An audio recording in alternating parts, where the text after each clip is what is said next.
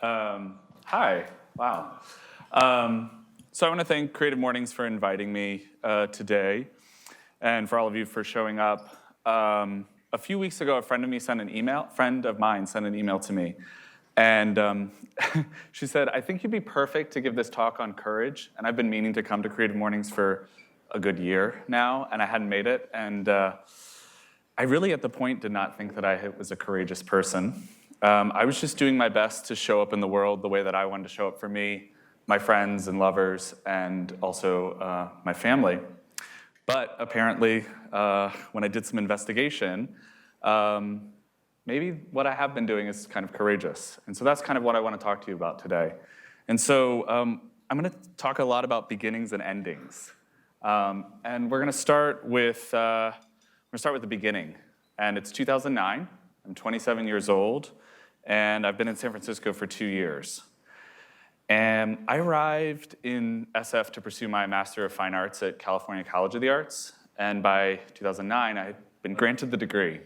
And shortly after graduation, my thesis project, He Opened Up Somewhere Along the Eastern Shore, was shortlisted for the Aperture Portfolio Prize, and in the fall, the work was the subject of a solo exhibition at a commercial gallery in New York City. At that point, I had achieved some major life goals. I grew up in a small town, smallish resort town on the East Coast, Virginia Beach, Virginia. So the idea of exhibiting at a solo show in New York City was just kind of blew my mind. And even in all of that personal and artistic success, I could not figure out how to make my life work in this city financially. I could not get a job to save my life. And each time I considered leaving the city, my body and intuition would go absolutely bananas. And so I would just kind of look around, and I'd focus on my friends, and I'd focus on the work that I needed to do. And I focused on kind of being in that place that Brené Brown calls in her recent book, The Wilderness. And I would just kind of go back into that place and try to figure out what it was and who I was supposed to be. Because it was pretty obvious that I was supposed to be here. It just wasn't delivering on the financial side yet. Unfortunately, my lack of funds were not the only storm that I was being asked to navigate at that time. Because from January 2010 to August, my parents lost our family home during the 2008 because of the 2008 financial crisis, and my first major relationship ended. These are photographs that I made. They're pretty raw of the last time that I was actually in our family home. And so I applied to an Craigslist ad for an unnamed company at an unnamed creative studio that was servicing the fashion industry.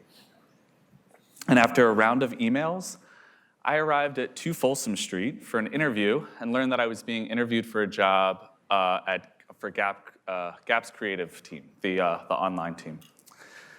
And I found a new kind of ground and stability at Gap. But I have to tell you that I hated the work. I was the asset manager. My job was to archive. Oh, I just heard that groan. Yeah. And I literally had just come out of, being in an MFA level critique. And so I walked into my first crit, and I was on the creative team. And so I thought I could also participate in the critique. And I made the mistake of giving a note to the head creative, and was quickly taken aside and told that was not my job to do. And it was bad creative too, that was the problem. So anyway, I'm at Gap, and I guess what I want to leave you specifically around that was what I didn't realize was I didn't have the courage to tell myself that this wasn't my work to do. I just needed the paycheck, and so there was this weird thing that I was navigating at the time. I mean, it was so bad that when I would turn on to Spear Street off the Market, I would have to turn on the worst bubblegum pop song just to psych myself up to cross over into the threshold every day. Yeah. There was this other thing that was happening in early September of 2010. I'm going to take you back to that moment. It's kind of profound to think of what the media started paying attention to. If you're a queer person, you know that suicide has permeated our community probably since the dawn of time, and it's still with us today. But in that moment, it was a national conversation. There were so many kids that we were talking about it. And Dan Savage and his husband launched the It Gets Better campaign. And if you don't remember that, that's a kind of like an online video love letter to queer kids across the world, saying you're not alone in this frankly spiritual battle for you to just be yourself. And somewhere in all of that, I received a phone call one morning from my mother. And she said, "Can you hand the phone to your boss?" And I should tell you, I had also the worst relationship with my boss ever.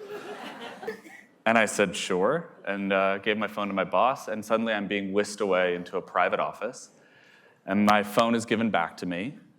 And I'm like, "Mom, what's going on? Are you okay?" And she fell into tears. She said, "We found your sister this morning in her bed. And I'm sorry, baby, but Jen's no longer with us. She's gone." And before we go any further, just in case you didn't pick up on it, I'm pretty queer, and my sister was also queer. And growing up, I was the tall but little queer boy and was picked on relentlessly. And my sister was the young, not to fall into all stereotype, but she was the aggressive, combative one that would not let anybody pick on her older brother. So I hopped on a red eye to the East Coast, and the next morning was met at the airport by two shells, my mom and my dad. And I quickly assessed that out of the three of us, I had the most capacity at the moment to make decisions about my sister's funeral, listen to the details of the cremation process, because in Virginia, somebody in the next of kin has to listen to exactly what happens to the body. That was a funny moment with the funeral director where he starts to go down, and I was like, "Absolutely not, you and I are outside for a second." And create the space for me and my family to be with my sister that final time. I also found the distance and safety in thinking of myself as the creative director of my sister's funeral. My gifts couldn't help her much when she was alive, but I thought at least I could use them now to give her the most gorgeous final bow that I could. So we celebrated her life in style, and I flew back to SF with a very deep hole in my heart. A few weeks after returning to SF, I had a meeting with my vice president. It was a standing meeting where I brought him up to speed on some sort of process happening in the studio. And when I entered his office that morning, I said that I wanted to talk about something that was much more important than process this week. And I asked him to type in "It Gets Better" and Google into his search engine. Now, at the time, Google was the only company that had participated in the It Gets Better campaign. And it was a kind of watershed invitation to other companies, and I'm forever grateful for what Google did at that moment, because it also gave me the courage to do what I was about to do. He watched the video and fell immediately into tears, and I did too. And in that kind of ripe, beautiful moment, I said, Gap needs to make a video for this campaign. We have stores all around the country and the world, and we both know, he was also gay, that we employ a ton of queer boys and girls. And what if someone watches this video and thinks, I may be able to find a friend at one of those stores, and they make a different decision for their life? And by the way, I make videos, and I'd like to make Gap's contribution to the It Gets Better campaign. Now, I didn't make videos. I had never made a video in my life. I mean, I had pushed record and edited a few video installations in college, but I'd never shot something like this before, because video was my sister's thing. And I got all the attention growing up from larger culture and within my extended family. And I didn't want to step on this one thing that she held so close to her. But now I felt a kind of handshake between her and I, and it was something that we could collaborate on. So a few moments after telling my vice president about the idea, he agreed, turned, and grabbed, I kid you not, a red phone, and called the president of Gap. And by the following week, I was in production on what would become Gap Inc.'s contribution to the It Gets Better campaign. Now, as you might imagine, there were a ton of logistics. First and foremost, how do I make a film? And some other time, I'll tell you how I navigated the bloated egos of some of the C-suite, the queer and not queer people at Gap who protected me from those egos, and how I had a bit of a showdown with a particularly slimy brand president because he wanted to remove the one black person and the one person who talked about trespassing across gender norms from the video. For now, though, I'd love to show you part of the film. And I'll just say, please remember, this was a beginning for me. It's the first video that I shot, directed, edited, and captured all of the sound on. And while it's aged okay, it was the best I could do at the time.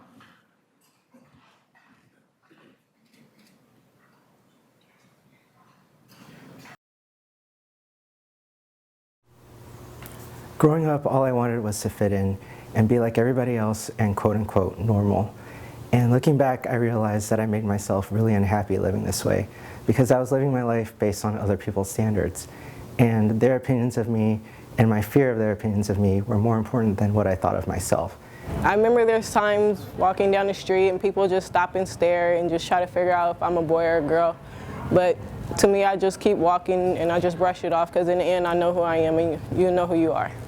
I remember growing up having a hard time dealing with who I was.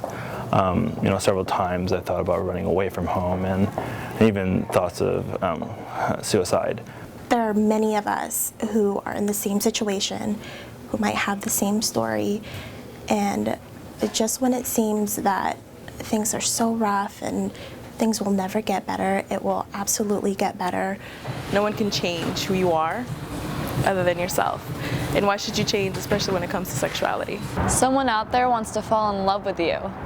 And someone out there wants to be your best friend. So stick around and see what it's like when it gets better. And we really need you here to help it continue to get better. So stick around. You're loved and you're worth being loved.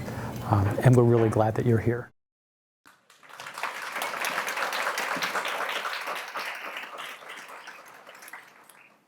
When the film was released, it's weird to say this, it was a huge success. It didn't make it to be a success, but it was well received internally and externally. And I suddenly had visions of making films for Gap. And I let my boss know that. And upon hearing that, she quipped, they're never gonna make a job for you just to make videos. And a year later, they did. And while getting to tell her that felt good, the process of having that job made wasn't easy. For the first 6 months after the film was released, I was asked by senior management to apply to a series of existing jobs that were already in the pipeline. Everything from styling clothes to designing print materials, all things that I have no interest in and actually no skills doing. And when the final no came through, one executive came up to me and said, hey, I have an idea for creating an interim position, just to create the business case. The only caveat is that I would make the same amount of money. Now, for the people that groaned when they heard asset management, they probably also know that it's an entry-level position. So I was now working a 60 to 70 hour a week for an entry-level position, and at the time, kind of making the best work that I made during my time there.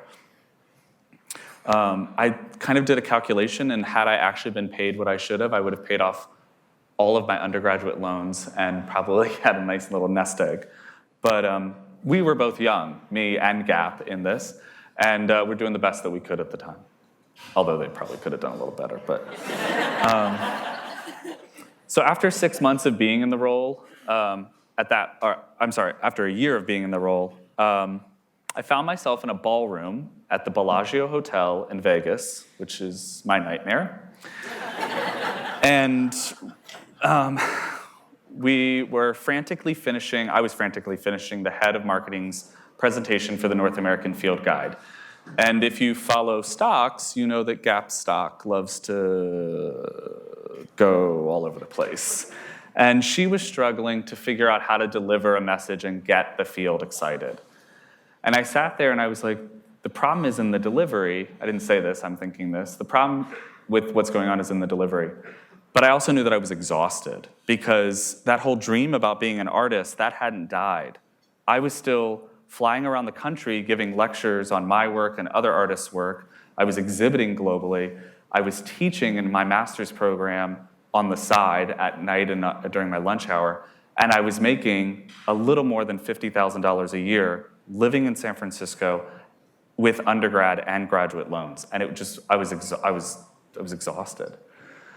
And so on like the second or third pass through, I just spoke up and I said, I don't want to say the person's name, but I said, hey, I've got an idea for this, but you and I need to have a conversation first. And so she stopped production on what was going on. We went off. I explained what my situation was. I said, I know that you have this job for me in the pipeline. I don't understand why you're not putting the green light on.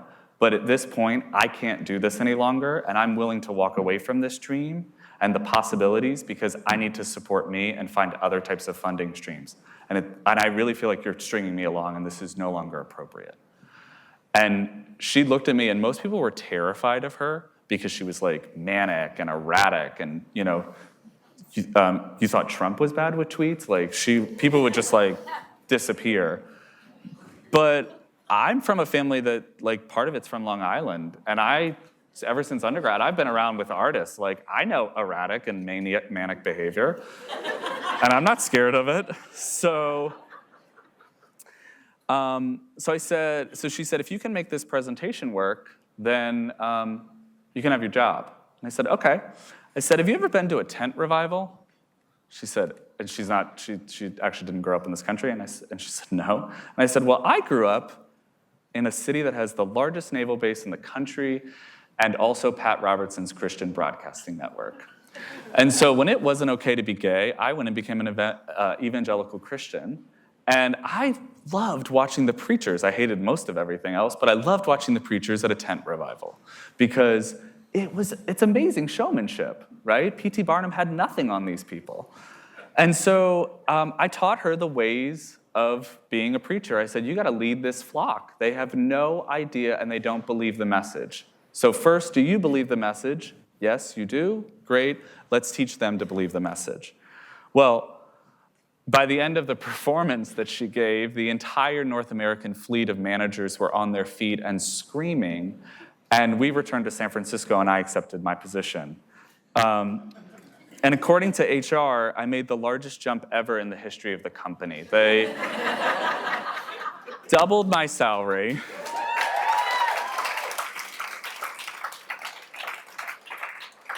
Doubled my salary and then some. They increased my pay grade and they expanded my benefits. And more so, they gave me carte blanche sort of access to make some major changes in sort of how we were thinking about marketing communications. And most of that isn't living on because, I don't want to be disparaging to another company, but it takes a lot to be courageous as an individual. It also takes a lot as a business to be courageous. And when we look at businesses that are failing, it's because they stop being courageous and they start just being super safe. And that's what I watched happen while I was there.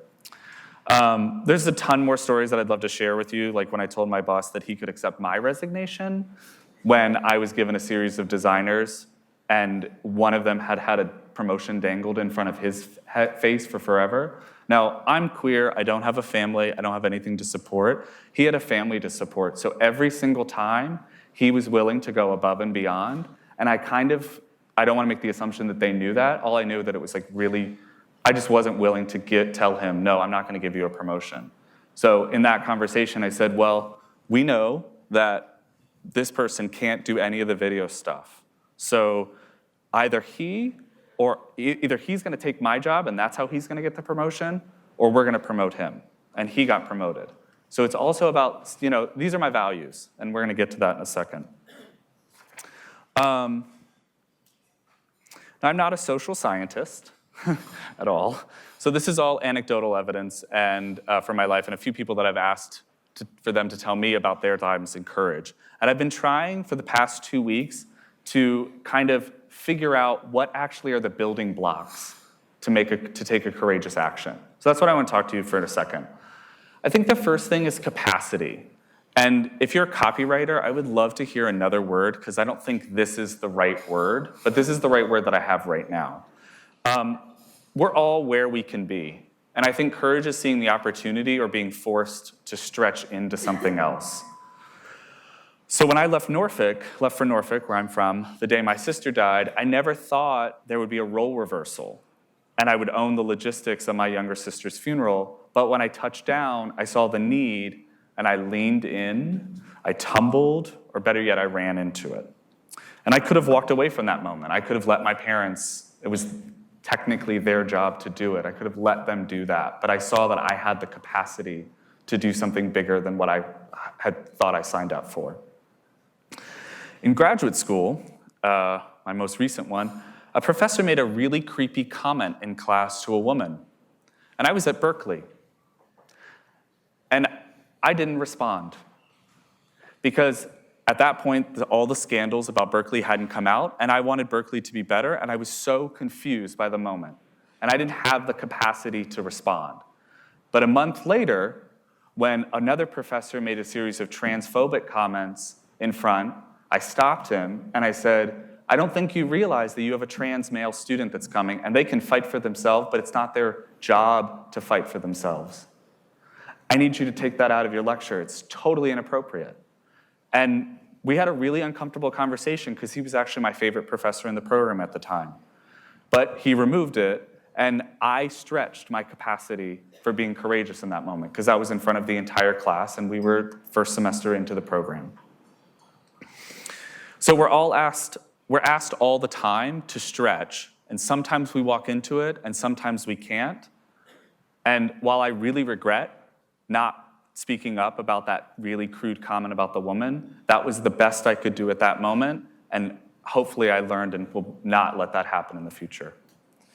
I don't know where to put this next one, but I know that it's somewhere involved in this equation and its values. Who are you? What do you care about? Who do you want to be for yourself? And who do you want to be in the world? And my sense is that we take courageous acts because either our values have been stepped on or you see an opportunity to live your values in a whole new way.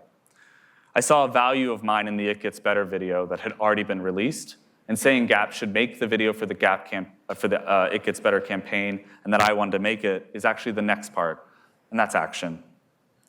And the last I would say, which is probably one of the things we don't talk enough about, is resilience, combined with some kind of faith. Because when you take these steps and you show up in the world as the person that you want to be, I'm going to say that that's a pretty queer act. Okay? It's not sexually queer, but it's non-normative. And now I'm talking about showing up as yourself is a non-normative act, and frankly, it's terrifying. And I've been doing that my whole life, and it's still crazy. I actually this morning did not think I was going to be able to come and give this talk.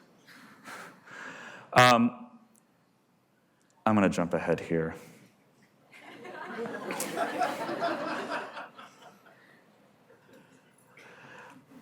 I guess I'll say it this way. You know when you're starting to, after you've gotten over the initial rush of hormones when you meet somebody new, and you want to kind of formalize it into a relationship, and it's like that weird, uncomfortable, terrifying moment. And it feels like you're on a cliff, and you're reaching back to the other person and saying, you see that landmass over there across that chasm? Do you want to take my hand and jump and we'll make something new over there? That's what I'm talking about today, is making that jump. But it's more so being able to reach back and saying, do you want to jump with me? Because that person may say no. And that's okay if they say no. But at least you have the ability to stand up, be seen, and actually invite that new opportunity. And it's funny that I should be talking about relationships, because the It Gets Better story is a story about my work life, and about a beginning and an ending and a beginning. And I want to tell you a story that's about an ending. And it's probably the proudest moment of my life so far. So this time last week, I was on a phone call with my boyfriend, and we realized that our relationship had ended. And he was reporting on a story in Texas, and we both found the courage to reveal that we had come to a new place in our separate lives, and that we couldn't find a way forward in the us department. And let me be clear, it was dramatic and angry and all the normal things that happened when a ride comes to a screeching halt. And that's not the proudest moment of my life. It's what came next. So we finished the anger phone call, and then there was a relative silence for the rest of the weekend, and on Sunday, he flew back to SF. And Sunday night, I came home late after dancing with some gay cowboys at a really magical roundup that happens every week called the Sundance Saloon in the Bayview district. And I arrived at our home, and my now ex was sleeping on our pull-out couch. And we live in a small studio apartment in the Tender Knob area of the city that I've been in for years. And I tiptoed around the apartment, putting away my cowboy boots, and then I said, "Are you up?" And he sat up and said yes, and we started to talk. And about a minute into it, I could feel his heart open a little, and it triggered something in me. You see, I'm his first boyfriend, and he's a decade younger than me. And while we've had a really incredible run, he's coming into himself and realizing that the life I've built and the life that we were thinking about building together isn't really his song. So I told my pain and anger and fear about being alone for the rest of my life to cool it for a second, and I said to myself, how do I want to show up for him right now? Better yet, who is the person that I wish showed up for me when I was ending my first relationship? And could I have made it any easier? Could they have made it any easier for me? And I saw that entity in my mind's eye, and I mustered every piece of compassion in my body to create a space and invited my ex into a conversation where we went looking for all the things we loved about each other. For the next 3 hours, he got part of his heart back, and I got part of mine back. Now, my ex just found an apartment, but he's still living with me because he hasn't moved in yet. Well, he packs his stuff. He's doing it right as we speak. And rather than ignore each other each morning and evening, we've spent every early morning and every late evening when we finished our days talking through what we're thinking about and finding all the ways that we need to say goodbye. It's weird, it's uncomfortable and confusing and beautiful and sad and everything it needs to be. And on my way home 2 days ago, I was struck by a vision. This is a daydream, but let's use the mystical word of a vision for a second. I walked into it, and I was at his wedding. And I was like, this is totally bizarre. And I'm looking around, scanning faces, and I look down and realize that I'm in formal wear. And I've just stood up to give a speech. And I was like, right, I always saw myself at this event. I saw myself in the groom's position, but I'm here as a person that's loving him, giving a speech, wishing him all the happiness in the world. And I couldn't have been there a week ago. I couldn't have been there before finding that place in my own heart and showing up the way that I wanted to be, because I wanted him gone and out of my life. I've never been able to be friends with my exes before, and this time I'm exiting a relationship with a man where I think we both had the courage to stand in the pain and the sorrow and also see all that love and joy. So for the first time, I think I'm actually going to be able to be friends when he leaves tomorrow for the last time. But all of this, actually what's more important to me is what happens the next time, because he may break up with somebody. And then he has a different script that's been imprinted on him of what a breakup looks like. And then that person may break up with somebody, and it becomes this really gorgeous ripple. And I don't know about you, but I want to live in that world and not the world that I had to live in after my first breakup. Now, in a very weird, maybe even mystical way, in my creative life, I'll explore something and make it long before I actually need it to do the same type of work in medicine in my own life. And so it seems fitting to show you a clip from a film I made for the Guardian's documentaries division that screened at film festivals all around the world last year and was released online earlier this month. The film is called How to Make a Pearl. And it's about a man living here in San Francisco who has had to live in the dark for the past decade. And I mean literal dark, like no artificial light or natural light. He's in his mid-60s, and at 53, he suddenly became allergic to the entire spectrum of visible light. Now, Pearl is not a medical film. It's a meditation. Some people call it a poem. The film world, because they need to use a word, they call it a documentary, because it's a piece of nonfiction storytelling. Everything is real. I kind of think of it as a myth. And I hope you'll take the time to watch it at some point later today or this weekend at home. For the purpose of this clip, what you need to know is that John has gone to Vietnam, he's come back, he's married, and he's had a set of kids. She got me thinking about fashion. I was pretty boring, I guess.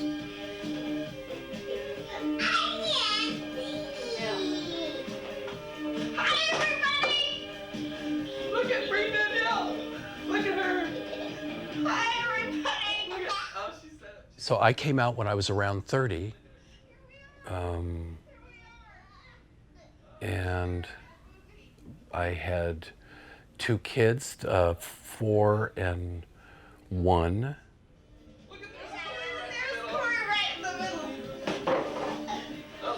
It was a process with my wife, working out how we would split up, and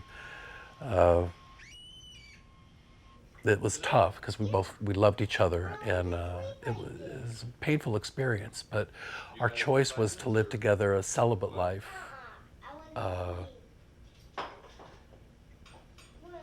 And raise the kids and just not think about sex. And I felt like that would be setting myself up for failure. We used to go down to the adult bookstore and buy whatever we both wanted. And and in that area, one day when I was there without her, I met a guy who wanted to have sex with me, and made that plain. And I was attracted to him, and I said I was interested, and would he come home and meet my wife first, because that's sort of the deal we had. And he said yes. So drove him up to the house and introduced him to my wife, and told her that I'd be back later, and went off and was parked in front of the guy's house. And I said, I haven't really done this before. I don't know if this is going to work. And he took his finger and rubbed it on my lips and said, well, and I said, oh, I think this might work. It was like electricity. It was amazing. My wife and I hadn't had sex for quite a while, some years, since Corey was born, I think. But the next month we did, and we made brie, and that was the last time we had sex again. I have one tired baby that just can't go to sleep.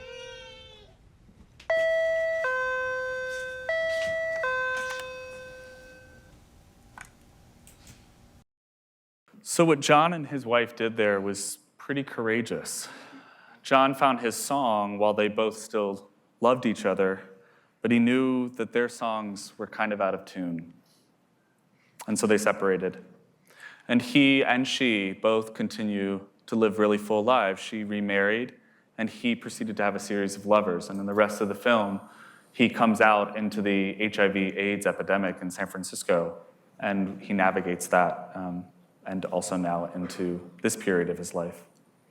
And sure, there was pain and anger, but that pain and anger wasn't beget of somebody trying to hide their truth, because they had the courage to be the person that they wanted to be in the world. When my time with Gap was done, I was really lost. I trained as a life coach, and I had a small practice. My first photography monograph debuted at Printed Matter's LA Art Book Fair and started being acquired by places like RISD, Stanford, and the Metropolitan Museum of Art. And I got to show my work at the Smithsonian's National Portrait Gallery. And as a kid that grew up in Virginia, the Smithsonian system was the most important thing in my life. However, the art world didn't have the heat for me that it once held.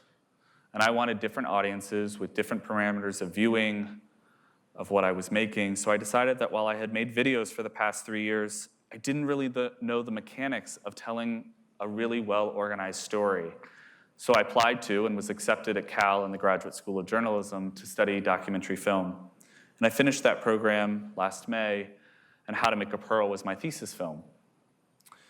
There's so much more that I want to share about my journey, my dance with expanding my own ability to be courageous. And I thought I was going to show you a video that I made recently for a CrossFit gym in Portland, a series of commercials that I never thought I would ever make. They're wild and full of heart, and if you're so interested, you can find me on the social webs, and you'll see them. They're coming out in July. They look like no other gym commercial I've ever seen. But I'll leave you with two things. I think we're in a really special moment in this city. And in this room are probably the people that are building the aesthetics and strategies and processes and of the way the world is going to interact in the future. And in the wake of what's going on around data and privacy and social media, there's never been a more perfect time to find the person you want to be in the world and show up as them courageously. So if you humor me, I'm going to go back to my coaching days for a second. Can I get everyone to close their eyes for a second? You've just spent a ton of time hearing from me, but for the next minute, I want you to think only about you. I want you to ask yourself, how are you showing up in the world? Maybe think about the last few interactions you've had with friends, a lover, your boss, your colleagues, or that person that annoys you when you're walking down the street. Maybe you passed them today. How are you showing up in the work that you've been asked to do? Is it even your work to do? Whatever resonates, I want you to find that in your body.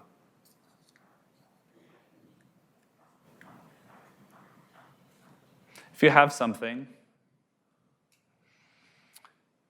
is that the you that you want to be in the world?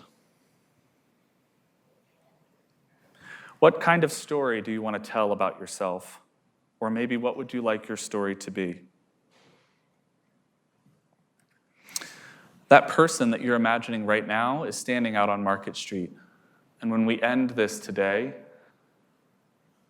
make a commitment to yourself that as you cross that door back onto Market Street, meet them and go and be them. Because we've all been waiting to see that version of you. And frankly, we need that version of you. And as Bukowski said, there is light somewhere. It may not be much light, but it beats the darkness. Be on the watch. The gods will offer you chances. Know them. Take them. You can't beat death, but you can beat death in life sometimes. And the more often you learn to do it, the more light there will be. Your life is your life. Know it while you have it. You are marvelous. The gods wait to delight in you. And so do we. Thank you so much for your time and listening to me today. It's been an absolute pleasure.